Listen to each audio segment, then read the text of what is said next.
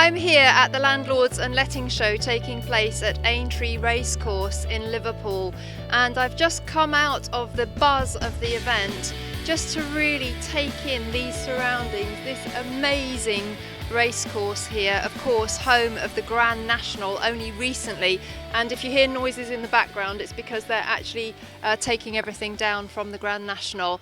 I thought it might be interesting just to be inspired by this location and see how we can address that towards property. And you might think that's a little bit strange, but bear with me. I think first of all, like races, you have the option of a sprint or more of a marathon, and of course the Grand National is the greatest marathon of them all in horse racing. In property, a sprint might be a strategy like buy to sell, very quick turnaround, quick profit, move on to the next. Doesn't take much stamina, just needs a lot of organisation, a lot of quick action and a lot of proactive engagement with the strategy.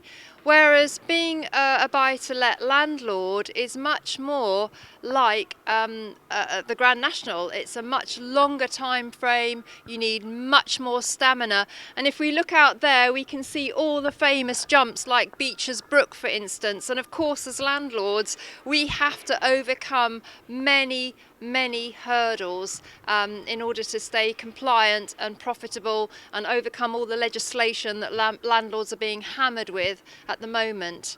So taking inspiration from that thought, I thought it might just be worth summarising a few ways that landlords can stay the distance in property, and I'm talking perhaps about a time frame now of 15 to 20 years if you're operating a buy-to-let strategy. So a few things you can do to stay educated, stay informed, stay ahead of the changes, to adapt. A few things you could do. Well, first of all, obviously I'm going to say join a landlord community like Property Tribes, because none of us is as smart as all of us. There's a massive wealth of information on this site that you can tap into and take into your property business and make sure that you're a stayer. Secondly, I would recommend that you join a landlord association. There are various ones to choose from. Of course, Property Tribes has partnered with the Residential Landlords Association, and we want to encourage all landlords to make sure that by joining a landlord association you have a voice at a political level, and it's been more important now than it ever has been before. And thirdly, I would say do get yourself out and about, come to landlord events such as the one I'm at today, meet other landlords, take part in panel debates, talk to stakeholders in the industry and build your network, build your knowledge. And again, this is going to allow you to stay in the game for the long term. So don't work in isolation. Come out, and who knows, you could attend events. Very often they're held at kind of really prominent locations.